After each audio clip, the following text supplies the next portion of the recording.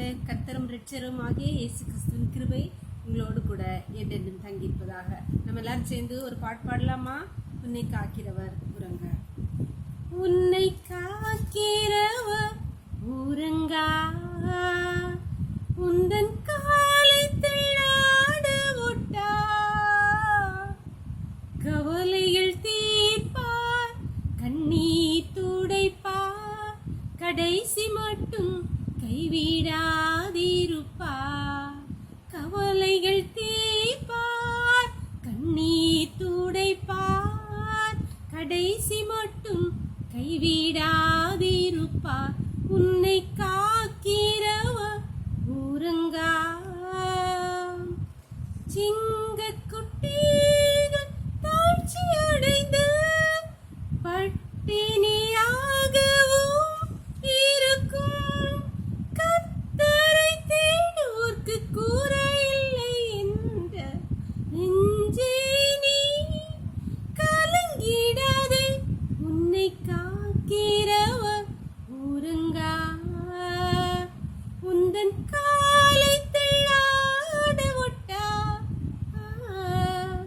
கவலைகள் தீர்ப்பார், கண்ணீர் துடைப்பார், கடைசி மட்டும் கைவிடாதிருப்பார். கவலைகள் தீர்ப்பார், கண்ணீர் துடைப்பார், கடைசி மட்டும் கைவிடாதிருப்பார். உன்னை காக்கிறவர் உறங்கா. ஒரு வேத பகுதி வாசிக்கலாமா? 2 ராஜாக்களின் புஸ்தகம் 4ஆம் அதிகாரம் வசனங்கள் 42 முதல் 44 வரை. பாகால் ஷலீஷாவிலிருந்து ஒரு மனுஷன் தேவனுடைய மனுஷனுக்கு முதற் பலனான வார்கோதுமையின் 20 அப்பங்களையும் பால் கதிர்களையும் கொண்டு வந்தான். அப்பொழுது அவன், ஜனங்களுக்கு சாப்பிட கொடு என்றான். அதற்கு அவனுடைய படிமடைக்காரன், இதை நான் 100 பேருக்கு முன் வைப்பது எப்படி என்றான். அதற்கு அவன், இதை ஜனங்களுக்கு சாப்பிட கொடு, சாப்பிட்ட பிற்பாடு இன்னும் மீதி உண்டாகும் என்று கர்த்தர் சொல்லுகிறார் என்றார். அப்பொழுது அவர்களுக்கு முன்பாக அதை வைத்தான். கர்த்தருடைய வார்த்தையின்படியே அவர்கள் சாப்பிட்டதுமன்றி மீதியும் இருந்தது. அன்பான தேவனுடைய பிள்ளைகளே, இங்கே எலிசா தீர்க்கதரிசிக்கு ஒரு தேவனுடைய மனுஷன் அப்பங்களையும் தாழ் கதிர்களையும் கொண்டு வருகிறான். அப்பொழுது அவனுடைய ஊழியக்காரனாக கேஐசியிடம் எலிசா சொல்றார், இதை எல்லாருக்கும் சாப்பிட கொடு. அப்போ அவர் சொல்றார், இதை நான் 100 பேருக்கு வைப்பது எப்படின்னு சொன்ன உடனே எலிசா சொல்றார், முதல்ல கொடு, மீதியும் வரும்னு சொல்றார். அதே போல கேஆசி செய்த போது மீதியும் எடுத்தாங்க. அன்பான தேவனுடைய பிள்ளைகள், நம்முடைய வாழ்க்கையிலும் காண்டவர் இதே இருக்கிறார்.